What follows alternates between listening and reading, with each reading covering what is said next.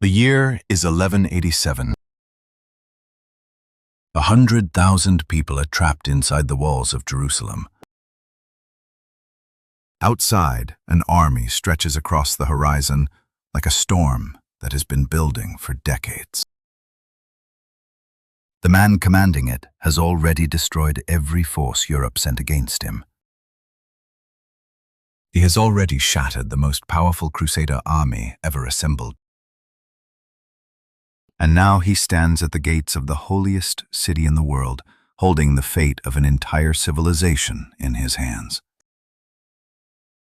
Every general before him, every conqueror, every king, every warlord who had ever taken a city by siege would have done exactly the same thing.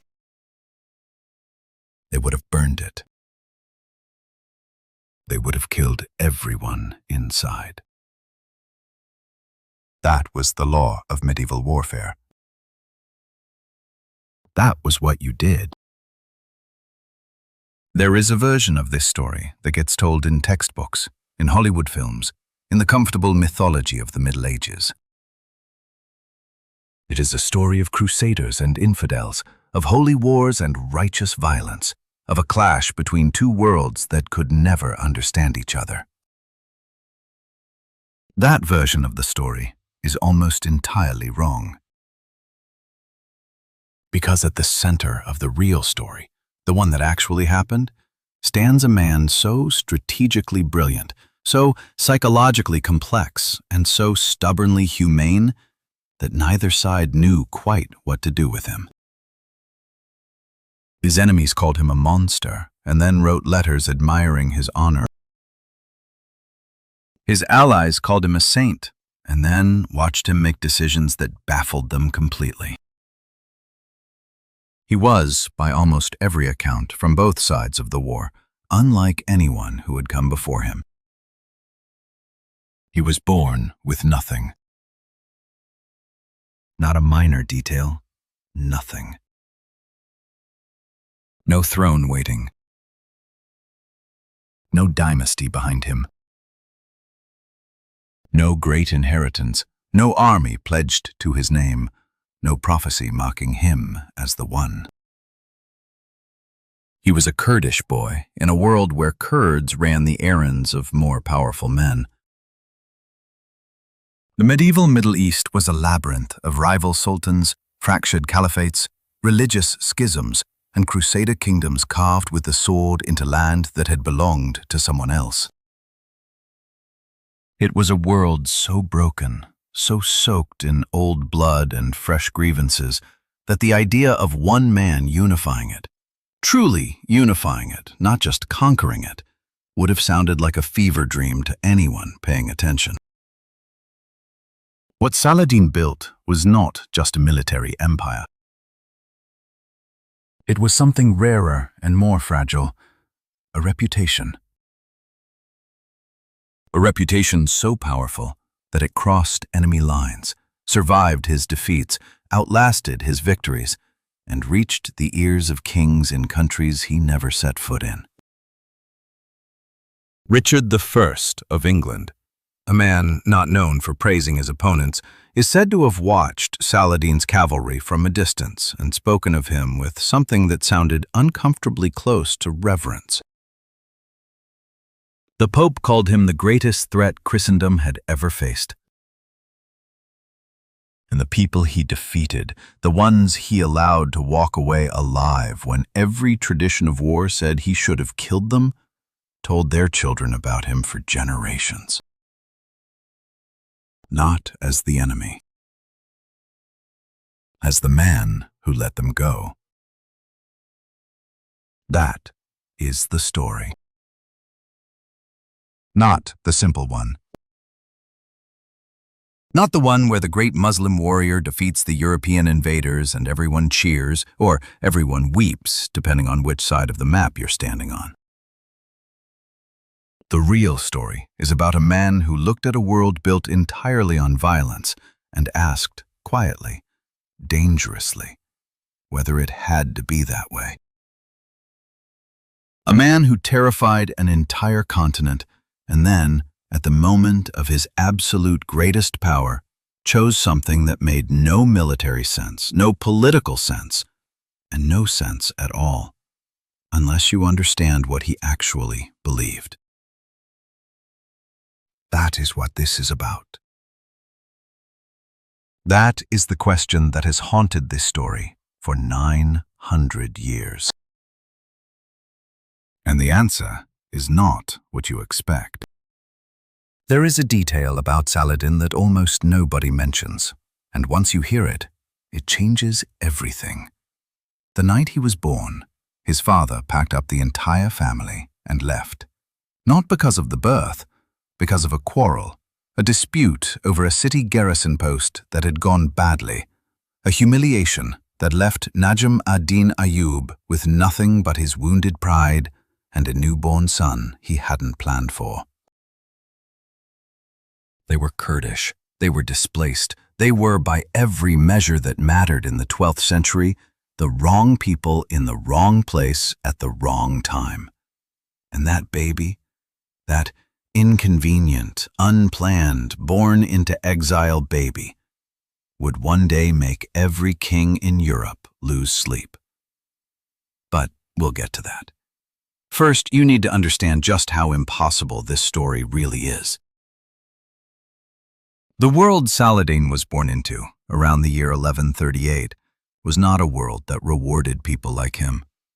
The Middle East was a patchwork of competing powers held together by fear, religion, and the constant threat of violence. The Abbasid Caliphate in Baghdad still held spiritual authority over much of the Sunni Muslim world, but its actual political power had been gutted for decades by the Seljuk Turks, who pulled the real strings from behind a curtain of deference. The Fatimid Caliphate in Cairo was Shia, which made it not just a rival but, in the eyes of many, a heresy dressed in a throne.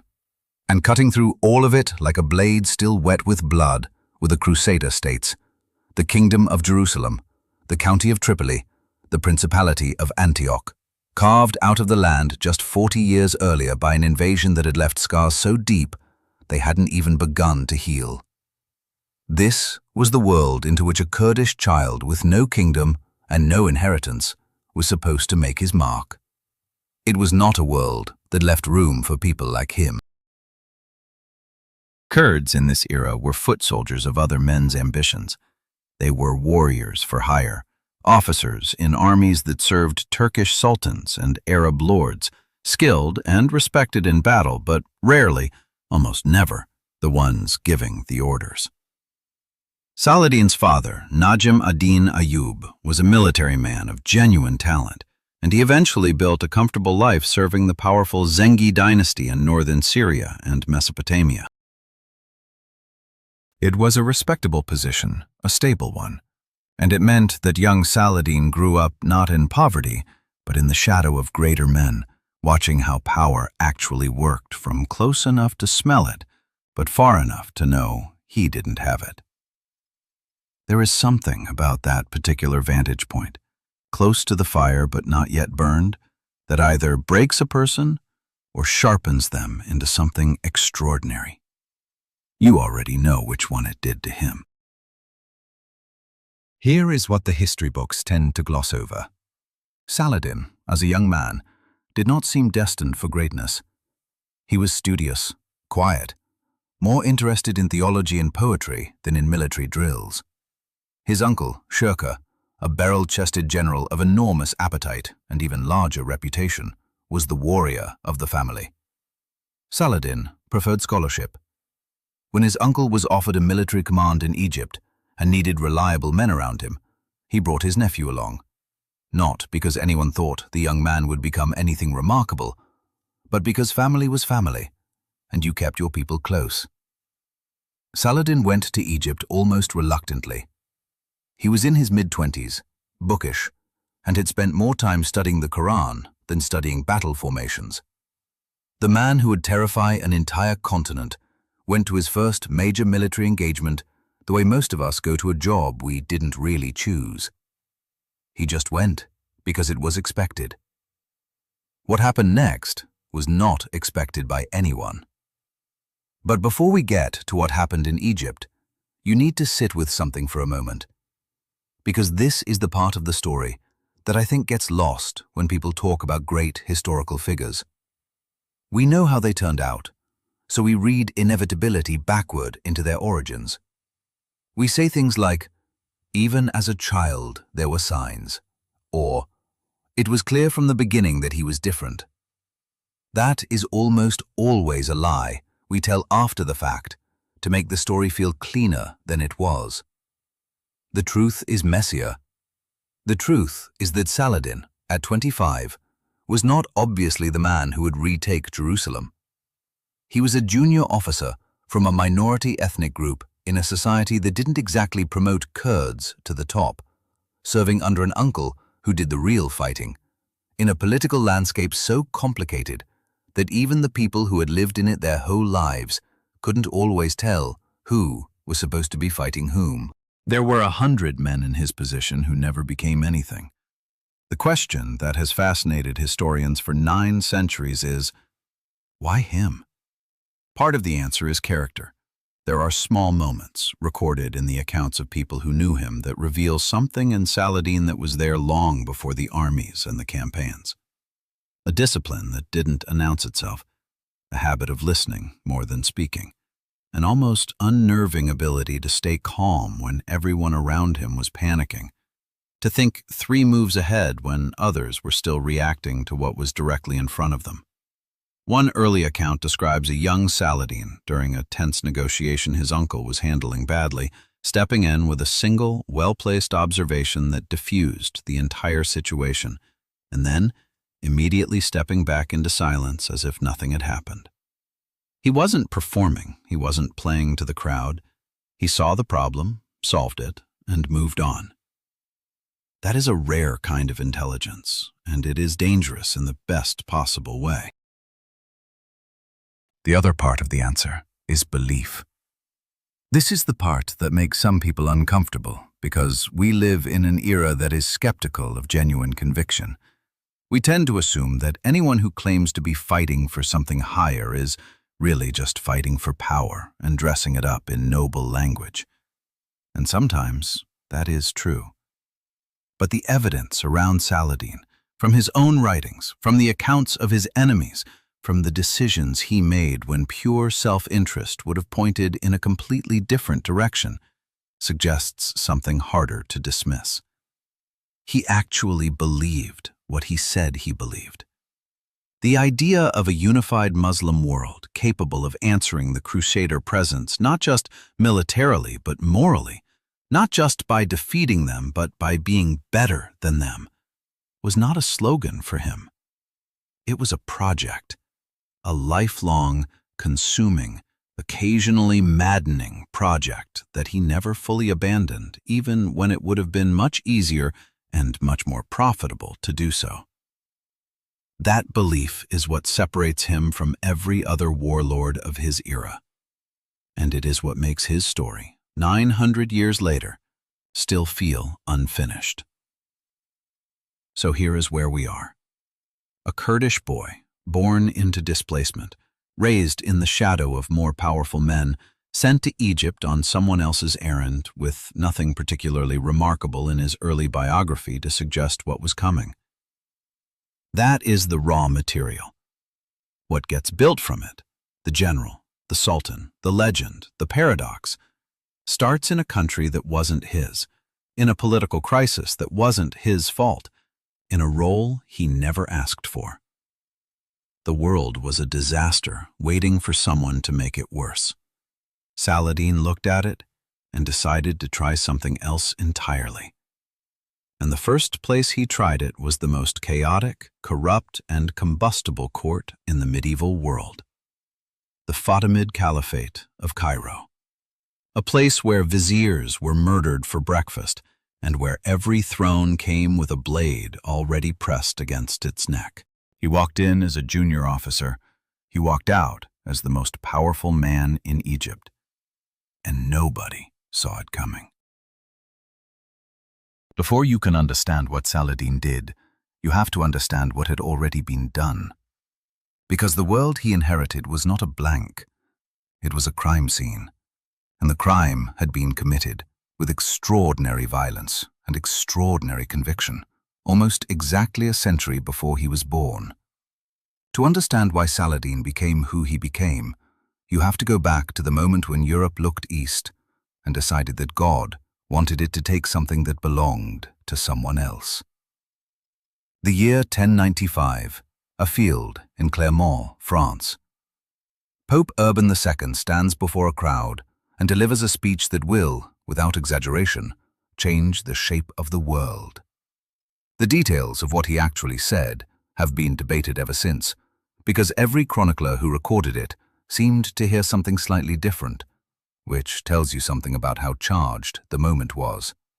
But the core of it was this. The Holy Land was in the hands of people who should not have it.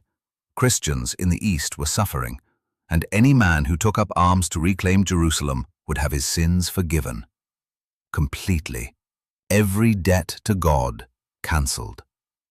It was, depending on how you look at it, either the most inspired fundraising pitch in the history of organized religion or the most catastrophic foreign policy decision of the medieval era, possibly both. The crowd's response, by every account, was immediate and overwhelming. They shouted the same two words in Latin over and over until the sound became something physical. Deus vult. God wills it. What followed was not, at first, an army. It was a mob. Tens of thousands of peasants, minor knights, and religious zealots who had heard about the Pope's speech and decided not to wait for an organized military expedition. They marched east under the leadership of a man called Peter the Hermit, poorly armed, poorly fed, and running on a terrifying combination of religious ecstasy and total ignorance of the geography involved. Before they even got close to the Holy Land, they had already massacred Jewish communities across the Rhineland, in Worms, in Mainz, in Cologne, killing thousands of people who had absolutely nothing to do with the stated purpose of the crusade.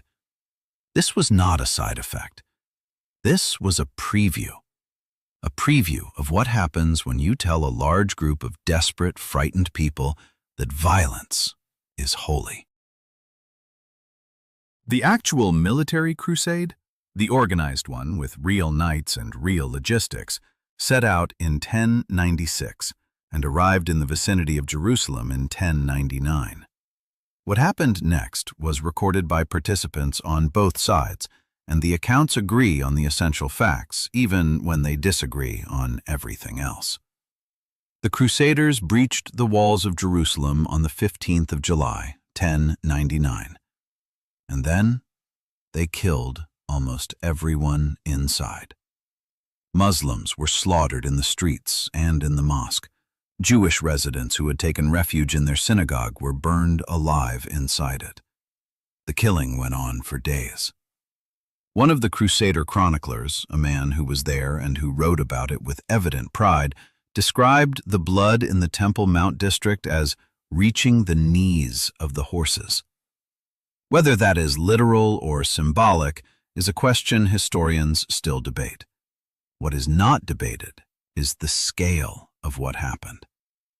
Jerusalem, one of the most religiously significant cities in the world, had been taken in a bath of blood. And the people who survived, the ones who fled, the ones who lost family, the ones who heard about it from a distance, did not forget. They did not forget for a very long time. Here is what that moment meant for the Muslim world and why it matters for the story we are telling. The fall of Jerusalem in 1099 was not just a military defeat. It was a wound to the identity of an entire civilization. Jerusalem, Al-Quds in Arabic, the Holy, was not a peripheral city.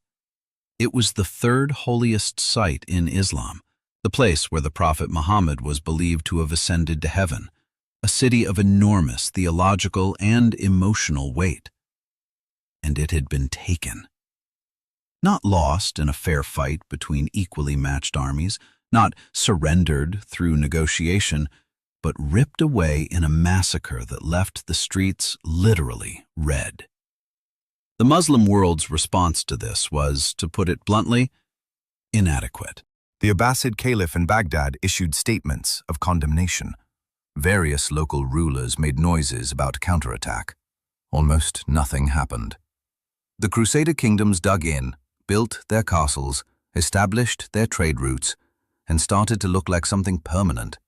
And the wound stayed open. This is the world that Saladin grew up in. Not the immediate aftermath of the massacre.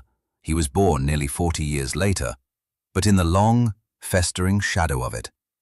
The Crusader states had become a fact of life by his childhood, a reality that the Muslim world had developed an uncomfortable accommodation with. There were wars, yes. There were skirmishes and sieges and occasional major engagements. But there was also trade. There were local arrangements, pragmatic truces, Muslim lords who dealt with Crusader lords when it suited them. The outrage of 1099 had curdled, over the decades, into something more complicated and in some ways more corrosive, a kind of normalized humiliation. Everyone knew Jerusalem was lost. Nobody seemed to know how to get it back. And in that gap, between the wound and the inability to heal it, something dangerous was growing. What was growing was the idea of jihad, not as a vague theological concept, but as a political program.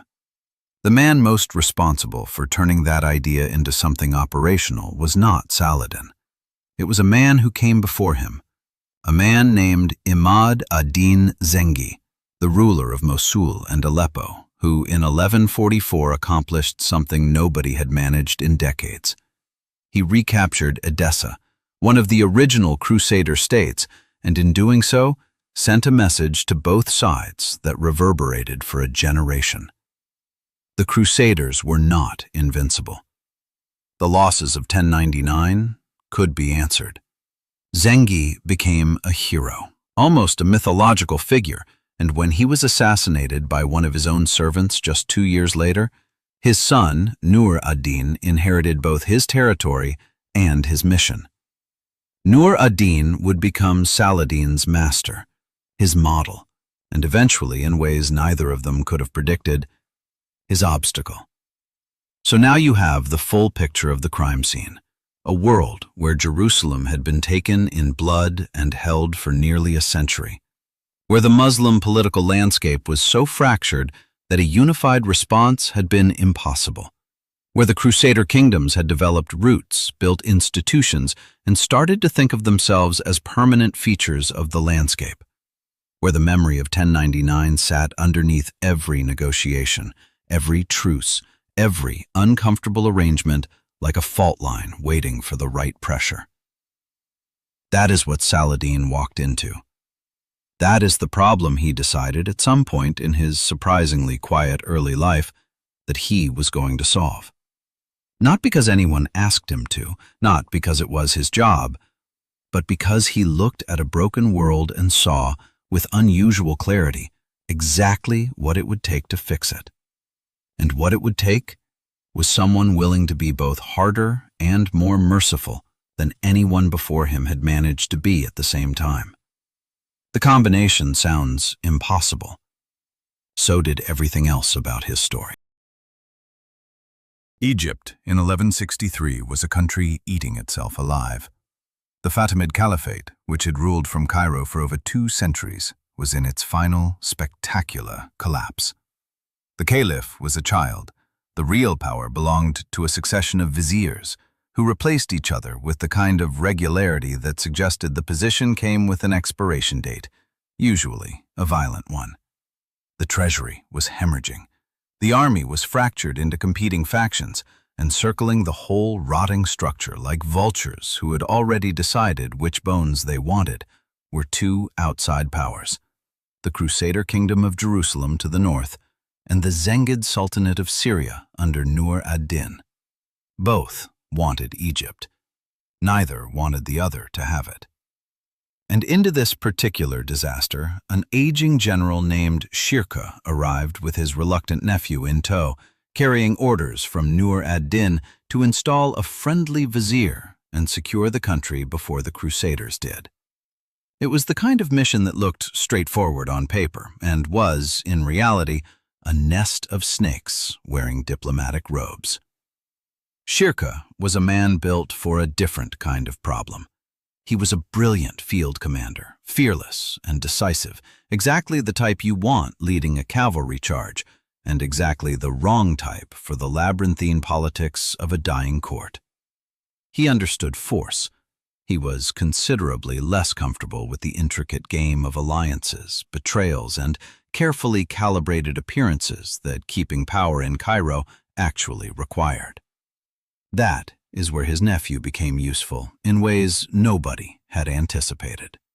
Saladin, still in his 20s, had a quality that is rarer than military genius and more dangerous in the long run. He could read a room.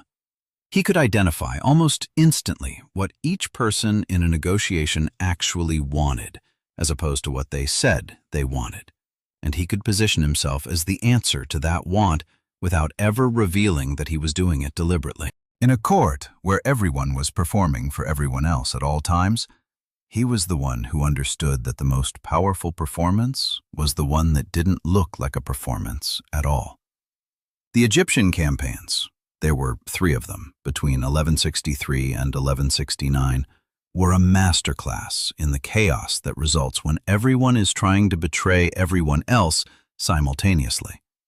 The first campaign ended in a stalemate after a Crusader army intervened to protect the existing vizier. The second campaign saw Shirkuh briefly hold Alexandria, where Saladin was left in command of the city's defense while his uncle maneuvered in the field. A siege that lasted months and that Saladin handled with a steadiness that surprised people who had assumed he was just the general's bookish nephew. The third campaign was the one that changed everything.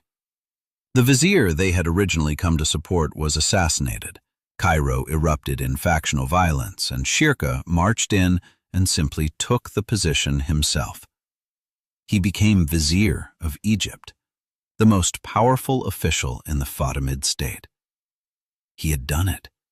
After years of campaigning, he had won. He was dead within 2 months. Exactly how Shirkuh died is one of those historical questions that produces more theories than answers. The official cause was a throat ailment, possibly related to his legendarily excessive eating habits. Many contemporaries suspected poison. The truth is that it almost doesn't matter, because what matters is what happened immediately after. The factions of the Fatimid court, who had been forced to accept Shirkuh and who were already sharpening their knives to deal with him, suddenly found themselves staring at his nephew. They needed a new vizier. They needed someone they could control, someone young and inexperienced, and Kurdish. Because Kurdish meant not Arab, not Turkish, not Fatimid, which meant he had no power base of his own and no dangerous alliances. He was, in their estimation, the perfect puppet. They chose Saladin. It was the last significant mistake most of them ever made. What Saladin did with the Vizierate of Egypt is the thing that should be in every book about political strategy ever written, and somehow almost never is. He moved slowly. That is the key detail. Every instinct a man in his position might have had, to consolidate quickly, to remove enemies before they could organize, to stamp his authority on the country before anyone had time to object, he suppressed. He was generous to people he had every reason to distrust. He was patient with institutions he intended to dismantle. He replaced officials gradually, carefully, always with someone who seemed like a reasonable appointment rather than an obvious loyalist. He was building a new structure inside the old one, the way certain plants grow around a dying tree. And by the time anyone realized what was happening, the old tree was already gone, and the new one was the only thing holding the canopy up. The Fatimid Caliph, the nominal ruler of Egypt, the figurehead above the vizier, watched all of this with the particular helplessness of a man who understands exactly what is being done to him and cannot do anything about it. When the caliph died in 1171, Saladin did something that was either an act of deep religious conviction or a stroke of political genius, and was probably both. He abolished the Fatimid Caliphate completely. He had the Friday prayers in Cairo said in the name of the Abbasid Caliph in Baghdad, the Sunni Caliph, the one recognized by Nur ad-Din, the one whose legitimacy Saladin had been quietly cultivating for years. 2 centuries of Shia rule in Egypt ended, without a battle, without a massacre, without anything that looked from the outside like a coup. It was the most elegant power seizure in the medieval world, and he was 33 years old. But here is the part of this story that gets complicated, because nothing about Saladin is simple. He was now the master of Egypt. He had removed the Fatimids, secured the country, built a loyal army, reformed the administration, and demonstrated to everyone watching that he was considerably more than the controllable young officer he had appeared to be. He had also just made himself, technically, the most powerful subordinate of Nur ad-Din, the man who had sent him to Egypt in the first place, the man whose mission he had completed brilliantly, the man who was now looking at what his protégé had built and feeling something that was probably not entirely congratulatory. Nur ad-Din sent letters asking Saladin to join him in military campaigns. Saladin sent back polite explanations of why Egypt needed him to stay. The dance between them, respectful, careful, loaded with things neither man said directly, continued for years. And then Nur ad-Din died in 1174, leaving behind a 12-year-old heir and a power vacuum so enormous that half the Muslim world fell into it at once. Saladin moved north within months, not as a conqueror officially, as a protector, as the loyal servant of the Zengid dynasty, coming to ensure stability during a difficult transition, coming to defend the young heir from the opportunists who were already circling. This was, to put it charitably, a creative interpretation of the situation. What he actually did was absorb Syria the way Egypt absorbs the Nile, gradually, completely, until you cannot tell where one ends and the other begins. Damascus fell to him. Aleppo eventually followed. By 1186, Saladin controlled an empire that stretched from Egypt through Syria and into Mesopotamia, surrounding the Crusader states on nearly every side. The man who had arrived in Egypt as someone else's subordinate now commanded more territory than any Muslim ruler in a century. And he had done almost all of it without fighting the people who were supposed to be on the same side. Almost. The story of how he completed the encirclement and what he planned to do with it is where everything we have been building toward finally arrives. There is a question that serious historians of this period keep returning to, and it is the kind of question that sounds simple until you actually try to answer it. How do you unite a world that does not want to be united? Not a world that is merely divided by geography or language or competing economic interests. Those are problems that armies and trade deals can solve.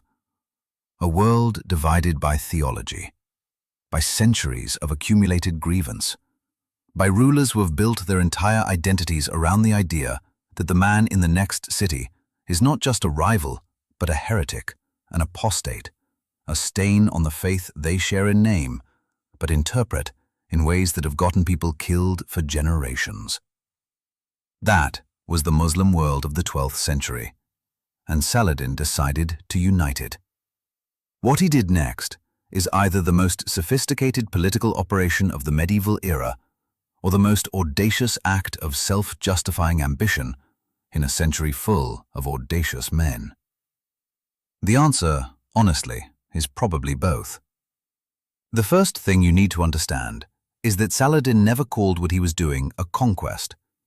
This was not an accident or a diplomatic nicety. It was the foundation of his entire strategy. When he moved against a city or a rival ruler, he always had a reason that was larger than himself, a framework that made his expansion look like something other than expansion. The framework he used, consistently and brilliantly, was jihad. Not jihad as a vague aspiration or a Friday sermon topic, but jihad as a concrete political program with a specific, achievable objective: the liberation of Jerusalem.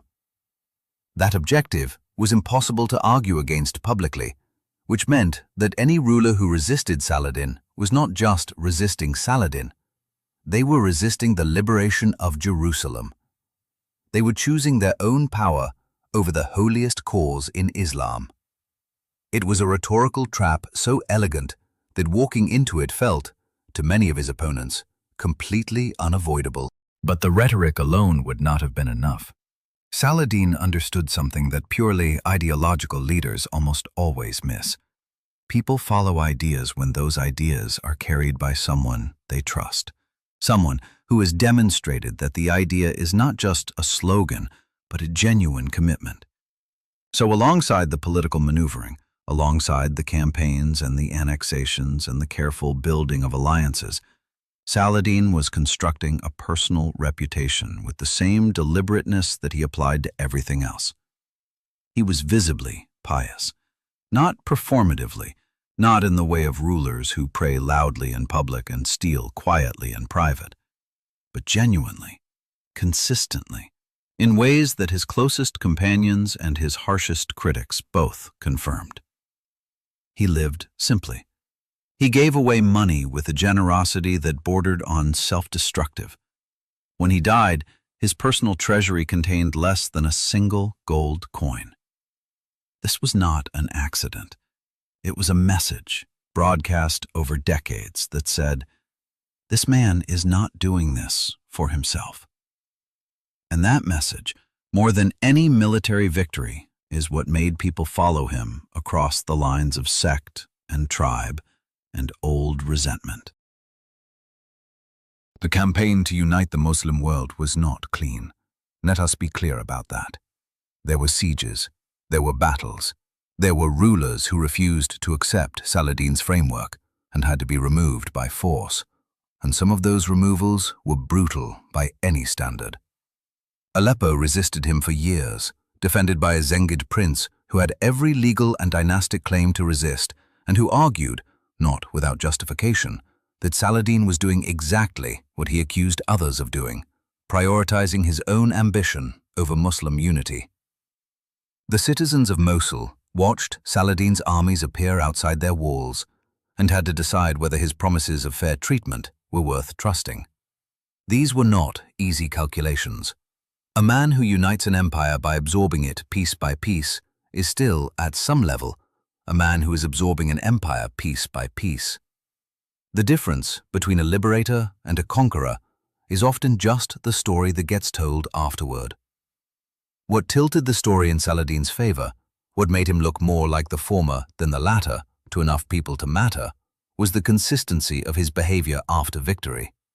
When he took a city, he kept his promises. When he said he would protect local institutions, he protected them.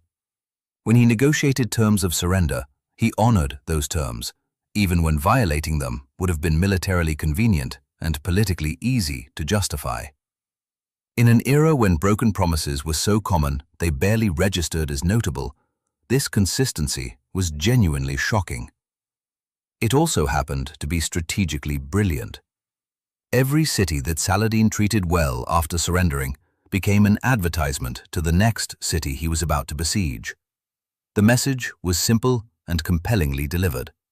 Surrender now, keep your lives and your institutions, or fight and face what comes after. It was not a soft message, but it was a reliable one. And in the 12th century, reliable was almost as rare as merciful. There was one internal challenge that Saladin could not solve with generosity or rhetoric, and that was the assassins. The Nizari Ismailis, known to history by the name their enemies gave them, controlled a network of mountain fortresses in Syria and Persia and had a long tradition of making their political objections felt through targeted killing. They had assassinated caliphs, viziers, and crusader lords with equal enthusiasm, and Saladin, as a Sunni ruler who was dismantling the structures that had protected Shia political power in Egypt, was precisely the kind of person they viewed as a problem requiring a solution. There were two documented attempts on his life. The first left him shaken but unhurt. The second actually breached his camp at night, and he woke to find men who should not have been there, and a note that, depending on the account, was either a warning or a declaration of what was coming next. What happened after those attempts is a small window into how Saladin actually operated. He did not launch a punitive campaign. He did not attempt to storm the mountain fortresses, which was logistically nightmarish and had ended badly for everyone who had tried. He negotiated. Quietly, carefully, through intermediaries, he reached an accommodation with the assassin leadership that stopped the attempts on his life and kept both sides from a war neither of them could easily win.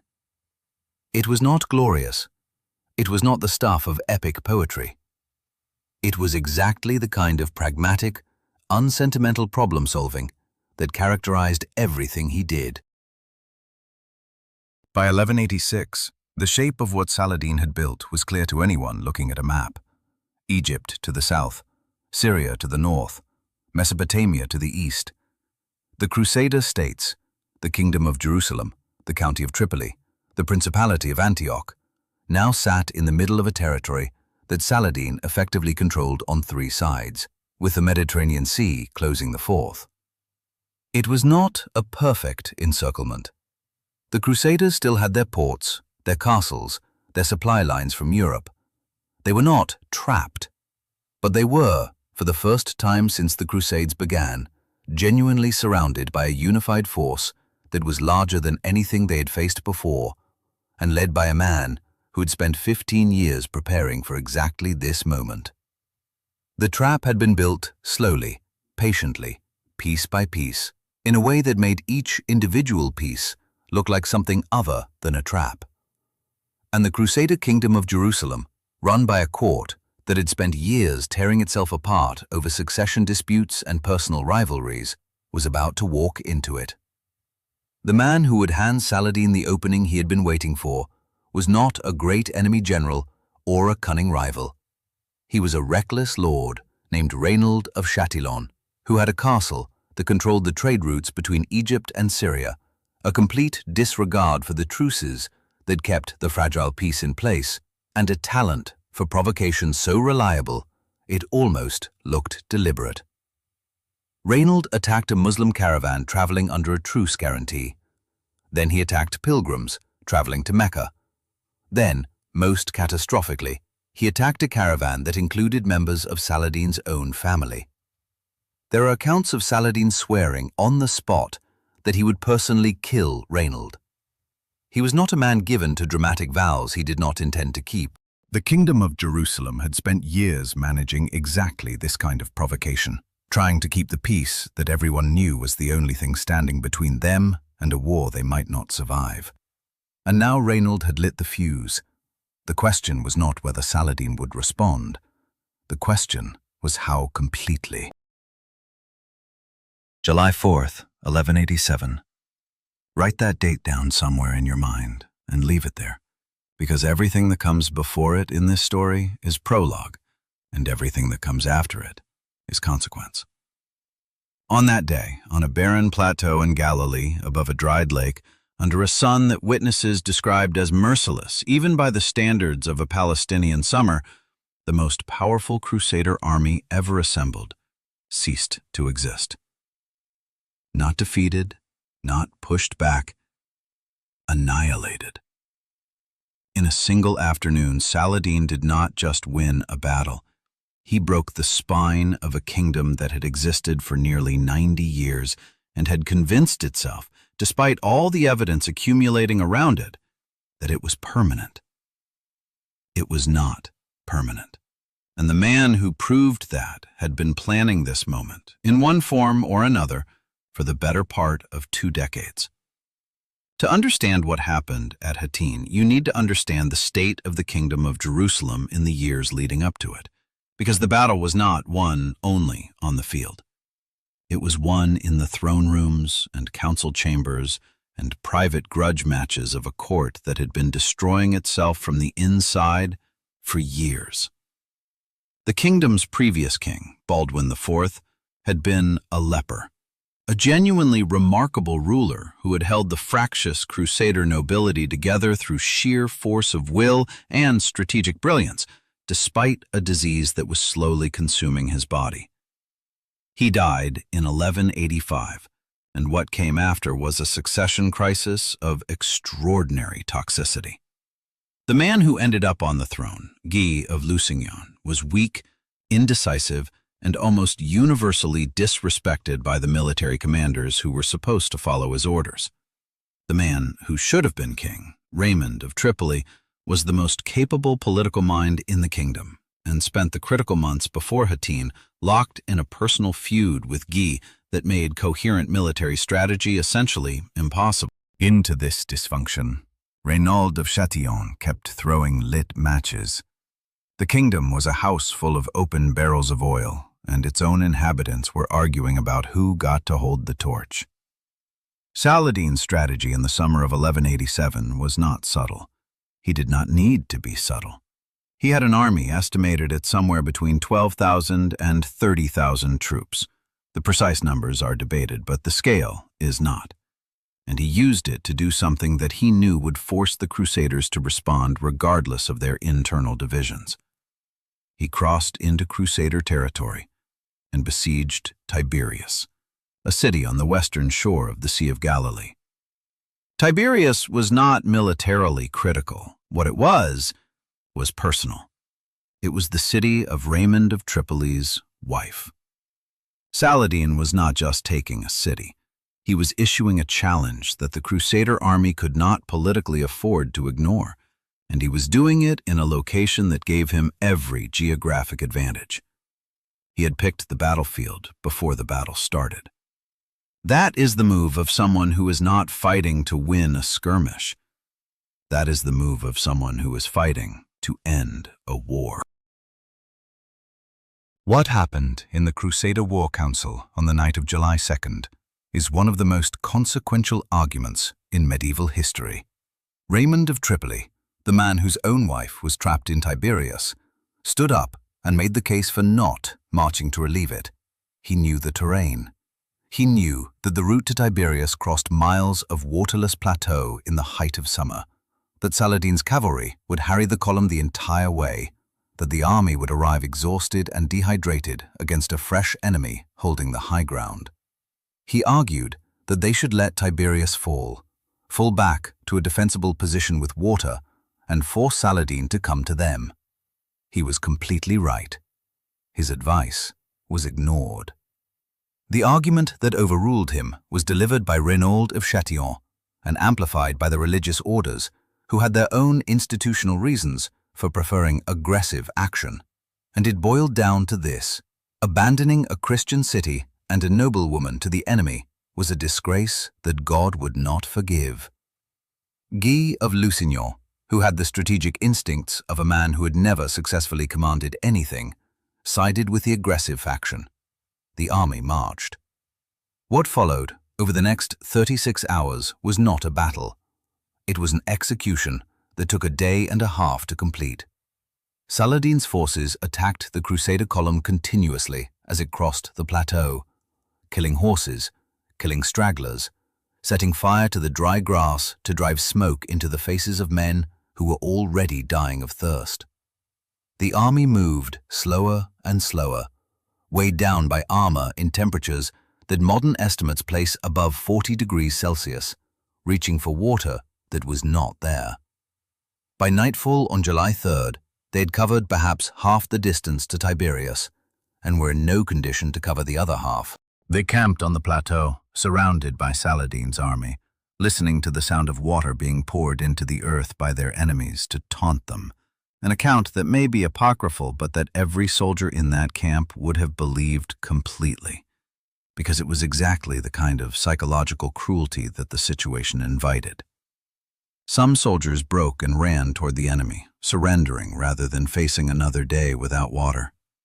The ones who stayed were not in significantly better shape. The morning of July 4th was the end. The Crusader army, what remained of it, made a final, desperate attempt to break through to a spring visible on the nearby hills called the Horns of Hattin. They never reached it. The infantry collapsed first, exhausted beyond fighting capacity, many of them sitting down on the ground in the middle of a battle because they no longer had the physical ability to stand. The cavalry charged and charged again, and each charge broke against Saladin's lines and came back smaller. The true cross, the most sacred relic in the kingdom, a fragment of wood believed to be from the cross of Christ and carried into every major battle as a divine guarantee of protection, was captured. When that news spread through the Crusader ranks, the psychological collapse was total. The true cross was gone. God had looked away. There was nothing left to fight for. By afternoon, Guy of Lusignan was a prisoner sitting outside Saladin's tent, being given a cup of ice-cooled water, a gesture of hospitality that, according to the laws of the time, meant his life was safe. He passed the cup to Reynald of Chatillon, sitting beside him. Saladin stopped him. He told Guy that he had offered the water, not Guy, and that the offer of safety did not extend to Reynald. And then he personally executed the man who had spent years making war inevitable, honoring the vow he had made when Reynald attacked his family's caravan. He had warned him. He had meant it. Reynald had not believed him. He was the only senior prisoner Saladin killed that day. Jerusalem fell 88 days later. The city that had been the beating heart of the Crusader project, the reason the whole enterprise had begun, the city that 1099 had been taken with rivers of blood, it fell after a siege of 12 days to an army that was now the undisputed master of the region. There was almost no one left to defend it. The kingdom's army was gone, its king was a prisoner, its nobility was dead or captured. The city was full of refugees from the countryside, terrified people who remembered what had happened the last time a conquering army broke through these walls. They waited for the killing to begin. And here is where the story takes the turn that nobody expected. The turn that historians have been arguing about ever since. The turn that is the reason we are still talking about this man 900 years later. The killing did not begin. Saladin sat outside the walls of Jerusalem and offered terms. "Ransom your freedom," he said. "Those who can pay, go free. Those who cannot," and there were tens of thousands who could not, he negotiated reduced ransoms, then released many outright, drawing on his own treasury to cover the cost.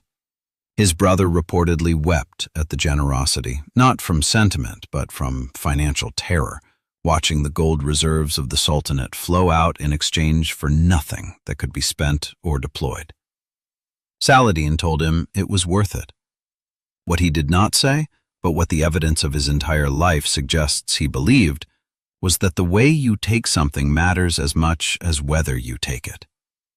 He had taken Jerusalem, and he had taken it in a way that the whole world was going to remember. The news reached Europe in waves, each one more devastating than the last. Jerusalem had fallen. The true cross was gone. The kingdom that the First Crusade had built in blood and prayer and extraordinary human suffering had collapsed in a single summer. When Pope Gregory VIII heard the reports, he issued a papal letter that blamed the disaster not on military failure, but on the sins of the Christians themselves, which was, depending on your perspective, either a profound spiritual insight or a spectacular failure to engage with the actual problem. Kings wept publicly. Crowds gathered in city squares across France and England and the Holy Roman Empire, And the mood in those crowds was not grief alone. It was something hotter and more dangerous. It was shame. And shame in the 12th century had a very specific remedy. Within months, Europe was organizing the Third Crusade, the most formidable military expedition the medieval West had ever assembled was coming east, and Saladin, who had just achieved the greatest victory of his life, was about to discover that winning a war and ending a war are two entirely different problems. But before the Crusaders arrived, before the next chapter of the conflict began, something happened in Jerusalem that deserves to be examined very carefully, because it is the thing that makes Saladin impossible to fit into a simple category. The city had surrendered. The population, somewhere between 60,000 and 100,000 people, a mixture of permanent residents and refugees from the surrounding countryside, was now at his mercy. And mercy, in the context of medieval siege warfare, was not the expected response. The custom, the tradition, the thing that every army in that era understood as the normal consequence of resistance was massacre or enslavement. The Crusaders had done it in 1099. Every major siege of the period had ended the same way. The conquered populations of medieval warfare were not victims of exceptional cruelty. They were victims of standard operating procedure. Saladin knew this. His commanders knew this. His soldiers, who had fought and bled for months and who had every expectation of the rewards that came with a conquered city, knew this. And Saladin looked at all of that expectation and said no. The terms he offered were structured and specific, not a vague gesture of goodwill. Every person in Jerusalem could purchase their freedom: 10 gold dinars for a man, 5 for a woman, 1 for a child. Those who paid walked free. The city's Christian institutions would be respected. The Church of the Holy Sepulchre, the holiest site in Christianity, would remain open. Priests could stay. Pilgrims could visit.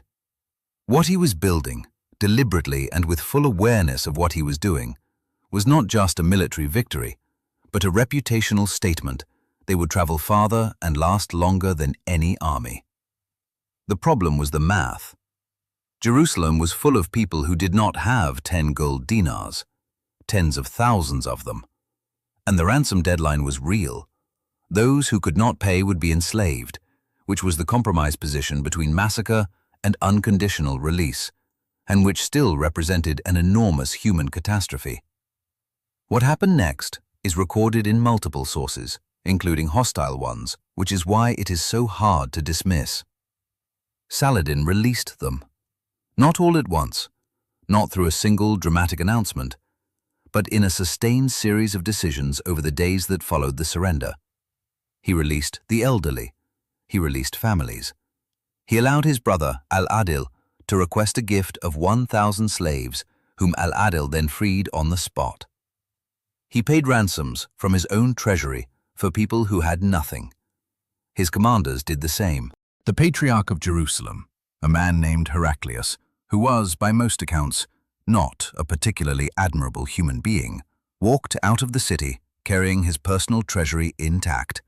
Saladin let him keep it, reportedly with a comment about not wanting to be like his enemies. When the accounting was done, the number of people who walked out of Jerusalem free was staggering.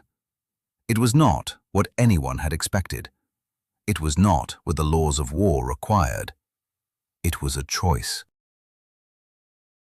Now here is where the story gets complicated, because the Third Crusade arrived and reminded everyone that medieval warfare was not actually a morality play with a clean ending. The expedition that came east in 1189 and 1190 was extraordinary by any measure. It was led, eventually, by 3 of the most powerful monarchs in Europe: Frederick I of the Holy Roman Empire, Philip II of France, and Richard I of England. Frederick drowned crossing a river in Anatolia before he even reached the Holy Land, which was the kind of thing that happened in the 12th century, and which the chroniclers treated as both tragedy and omen.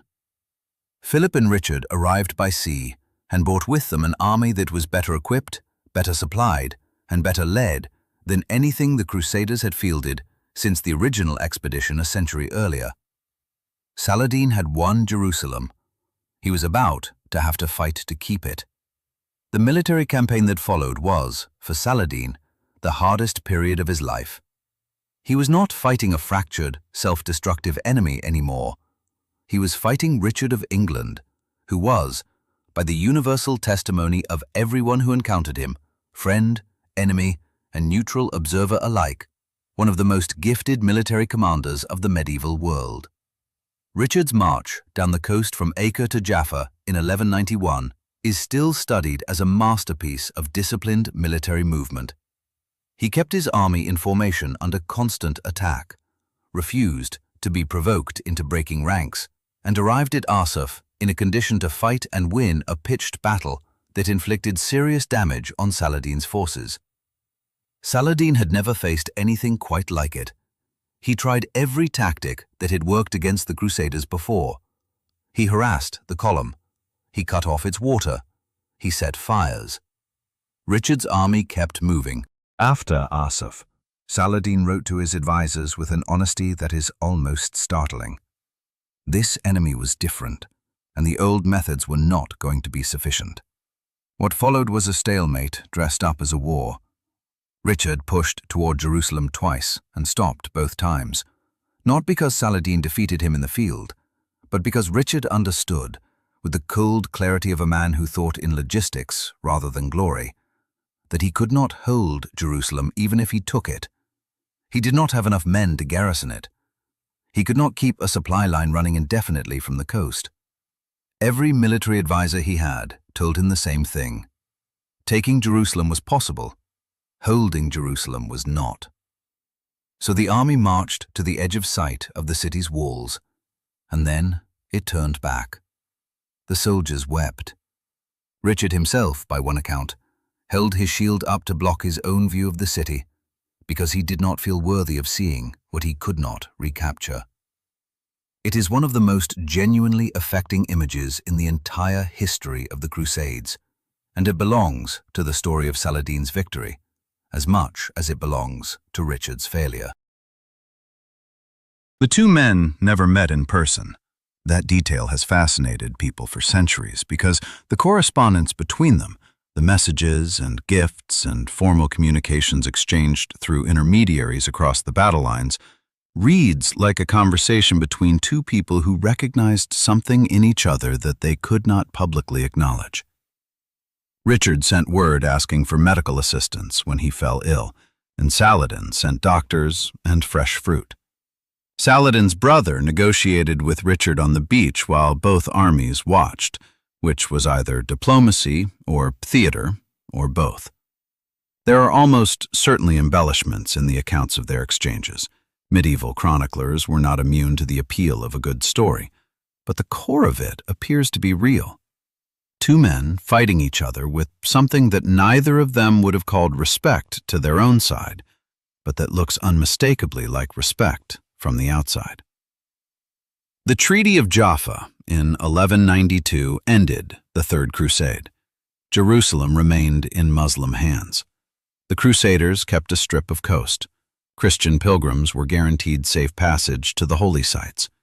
Both sides called it a compromise, and both sides knew it was essentially a Saladin victory wrapped in enough diplomatic language for Richard to go home without complete humiliation. 3 months after signing the treaty, Saladin was dead. He was 55 years old, and he had spent himself so completely in the wars and the politics and the endless demands of holding together an empire built on personality rather than institution that there was simply nothing left.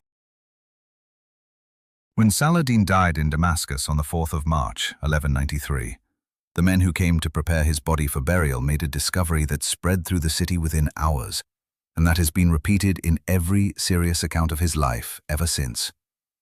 The treasury of the Sultan of Egypt and Syria, the man who had controlled more territory than any Muslim ruler in a century, contained 37 silver dirhams and a single piece of gold. Not enough to pay for his own funeral. His chamberlain had to borrow money to cover the costs. The most powerful man in the Islamic world had given everything away, to his soldiers, to the poor, to the ransoms of prisoners, to the construction of mosques and schools and hospitals, to the 10,000 small acts of generosity that his biographers recorded with a mixture of admiration and barely concealed financial horror. He had built an empire and left no inheritance. He had won a civilization's greatest symbolic victory and left his family with debts.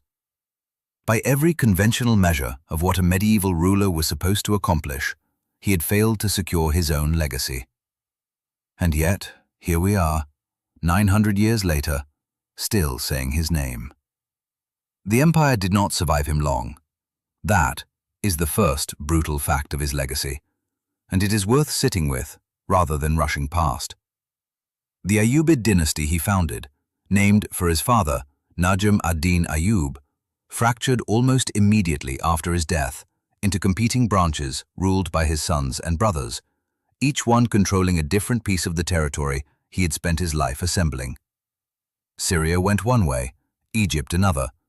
Smaller principalities carved themselves out of the edges. The unity he had built, the great project of his political life, turned out to have been held together almost entirely by the force of his own personality and the clarity of his own vision. When the personality was gone, the vision dissipated like smoke. Within a generation, the Crusaders had recovered significant portions of what they had lost. Within 60 years, the Mongols would arrive from the east and render the entire political landscape of the region unrecognizable. The world Saladin had shaped did not last. Almost nothing from that era did. And yet, the reputation lasted. Not just lasted, grew. This is the strange alchemy of his story, the thing that makes it genuinely unusual, even among the unusually fascinating figures of medieval history. In the centuries after his death, Saladin became something that almost no historical figure manages to become: a legend that both sides of a conflict claimed. In the Muslim world, he was the liberator of Jerusalem, the man who had answered the humiliation of 1099 with both force and honor, the model of what a ruler animated by genuine faith rather than mere political religion could accomplish. Streets were named for him. Poets wrote about him. Every ruler who wanted to claim the mantle of Islamic unity invoked his memory. In Europe, the process was different and stranger, and in some ways, more revealing. Saladin became, in Western literature and imagination, the perfect noble enemy, the adversary you could admire, the Muslim who proved by being admirable that the conflict between Christianity and Islam was not simply a war between civilization and barbarism, which created its own set of complicated implications that European thinkers spent centuries not quite examining directly. Dante placed him in the first circle of hell, limbo, the dwelling place of virtuous pagans who lived before Christ or outside Christianity and could not be saved regardless of their virtue. It was, by the standards of medieval Catholic theology, the most generous possible treatment of a non-Christian enemy. Dante put Saladin alongside Aristotle and Socrates and Caesar and Virgil. He put him among the great souls of history who happened to be unreachable by Christian salvation. In a poem that assigns eternal torment to popes and politicians with cheerful specificity, this Kurdish sultan sits in the company of the ancient world's finest minds, in a place of sadness, but not suffering. That is a remarkable tribute from a man writing in the early 1300s, barely a century after the Crusades, in a culture that had every reason to demonize its great enemy. It tells you something about how far Saladin's reputation had traveled and how deeply it had embedded itself even in the imagination of the civilization he had spent his life fighting.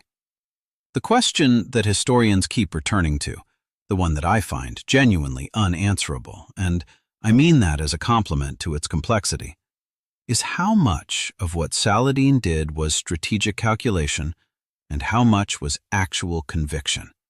because the cynical reading of his mercy is available, and it is not without merit.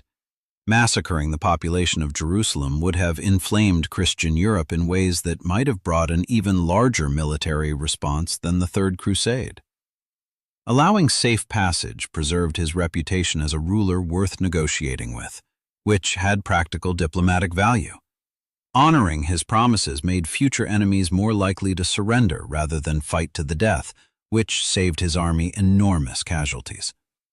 Every act of mercy has a strategic explanation that does not require genuine compassion to make sense. You could construct a version of Saladin as a pure political calculator who wore the costume of a man of principle and wore it so well that everyone, including his closest companions, including his enemies, including the people who wrote about him, was completely fooled. But here is the problem with that reading. It does not account for the empty treasury. A pure calculator does not die broke. A pure calculator does not give away the gold reserves of his empire to ransom people he has no political obligation to ransom. A pure calculator does not, after winning the most significant military victory of the century, turn down the enormous material rewards that victory makes available and instead spend the remaining years of his life fighting a grinding defensive war that leaves him physically exhausted and financially ruined. The strategic explanation covers most of the mercy. It does not cover all of it. And the part it does not cover is, I think, the part that matters most. There was something in Saladin that believed, genuinely, stubbornly, in the face of considerable evidence that the world did not reward such beliefs, that how you did things mattered as much as what you achieved, that the manner of victory shaped the meaning of victory, that an empire built on broken promises and mass graves was a different thing, morally and practically, from an empire built on kept promises and released prisoners, even if the maps looked identical from the outside. He was not a saint. He was not a modern liberal transplanted into the 12th century. He executed prisoners when military necessity seemed to demand it. He waged war with full medieval brutality when other options were exhausted. He was capable of the cold political manipulation that power in his era required, and he practiced it without visible guilt when he judged it necessary. The mercy was real, and so was the hardness underneath it.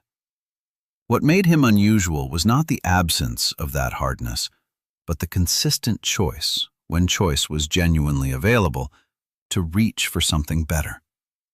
In a century that did not particularly reward that choice, he made it over and over again, and it cost him, and he kept making it anyway. The thread that runs from Saladin to the present is not the one you might expect. It is not a thread of military strategy or political theory or religious history, though all of those are part of it.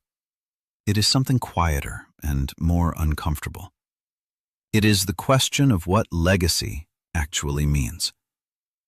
Saladin built no lasting dynasty. He left no enduring institutions. The physical empire he constructed was gone within a generation. What he left was a story about what it looks like when someone in a position of absolute power decides that power is not the point, that the point is something harder to name and much harder to hold on to. That story has traveled 9 centuries across languages and cultures and religious divides and arrived here, still intact, still generating arguments, still making people who encounter it for the first time feel the particular vertigo that comes from realizing that the world could have been different, that it has been different, that the gap between how things are and how they could be is not fixed by, but by choice. Saladin made different choices than the people around him. Not always, not perfectly, but enough times, in enough critical moments, that the difference is visible across 900 years of history. That is not nothing. In fact, depending on how you measure these things, it might be everything.